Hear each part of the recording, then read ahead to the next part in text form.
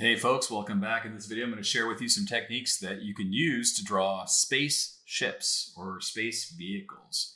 So we're going to start off by making a vertical symmetry transform setup, and we're going to just create a contour of our ship. It can be whatever you want it to be. Make it as crazy as possible.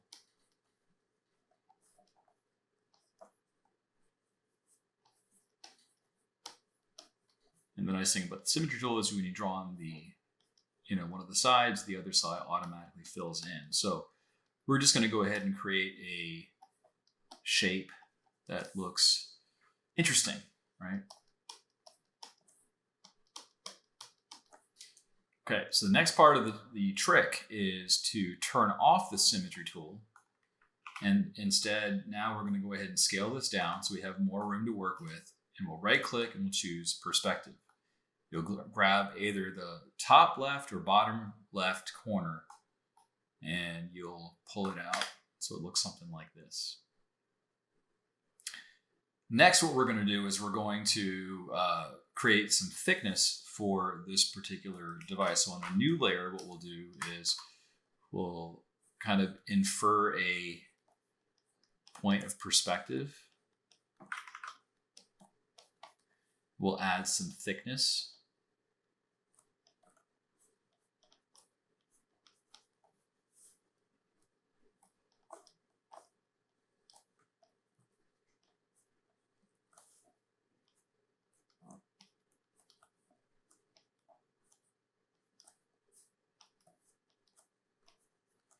So this makes kind of short work of creating the other components that you need for a ship. So it's basically got some dimension to it now. It's not completely flat.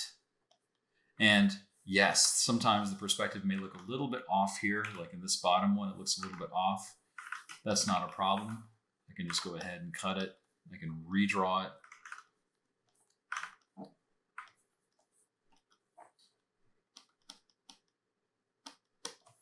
Because the perspective tool is not going to be perfect, but it gives you a good enough start. Again, with a lot of these techniques, your mileage may vary. It depends upon what you're trying to draw or what you're trying to create. So now that we have a basic structure here, what we'll do is we'll switch colors here so this is a little bit easier for you to see what I'm about to do next.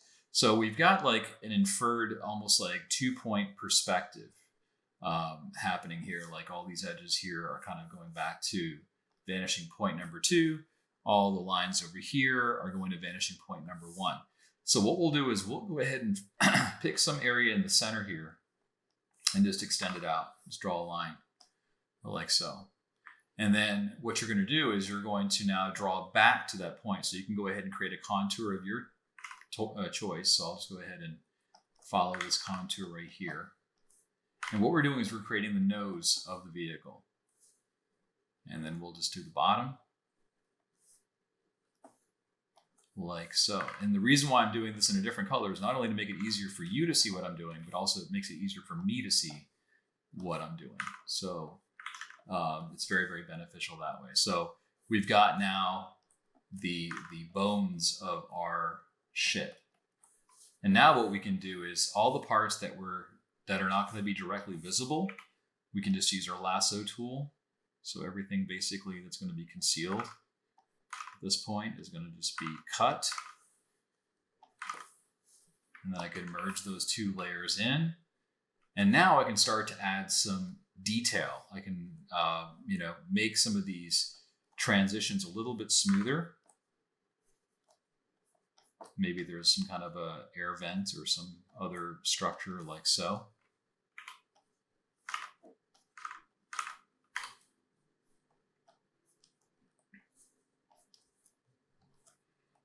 Maybe there's some windows.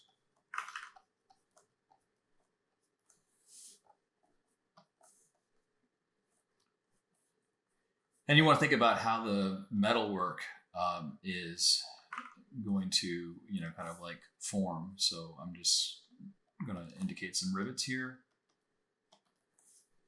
Maybe there's some battle damage. There might be, an exposed area where you can see some element of the engine, right? So we'll just go ahead and draw a couple of volumetric shapes, like so. And make sure all your gaps are closed and fill that in. And you can add some wiring, etc. And so now you're almost there. You can add those details in, but do that after you get all the basic construction put in. So now the next remaining steps here for me are just basically adding, detail elements, adding some shadows, going back through and maybe inking this up. As you're doing this, think about what your light source is going to look like. In this particular case, I'm going to assume that my light source is coming from the top right towards the ship. So everything that's going to be colored in red here is going to not receive light, right? So that's something to keep in mind here too. Of course, close all your gaps. Oop.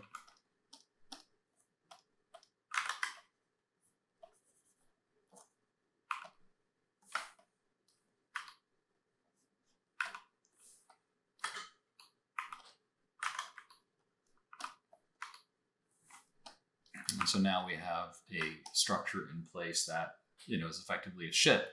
So from this point, you can do whatever you need to. So the real trick here is using the transform tool and also using that, vertical symmetry tool. Now, you can do both horizontal and vertical symmetry. Let's just try that for a second. We'll just go back. We'll choose dual axis. And then this way we can easily construct our vessel. It's almost like you're getting more bang for your buck. So let's just design a vessel that looks something like this.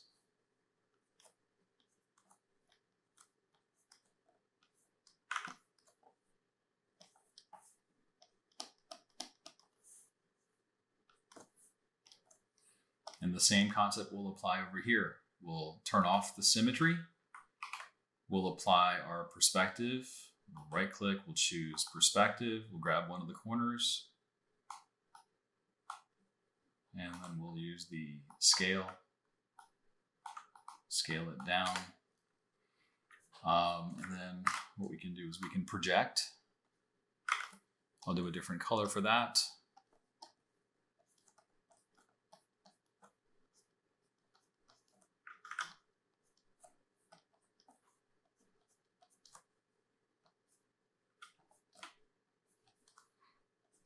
So this way you can come up with some really interesting looking ships with very, very little effort. It's kind of fun. And just remember that the perspective tool, it's not perfect. So you're going to have to go in there and you're going to have to see if something looks off. And if it does, you're going to have to go back and fix it. So the last part of this technique is, again, draw a line. And I'll pick a different color here, maybe green, extend it all the way out. And you can make some kind of a nose cone, right? And draw that. And then you can just erase the parts that you are not going to see. So here we go. We've erased all of this stuff.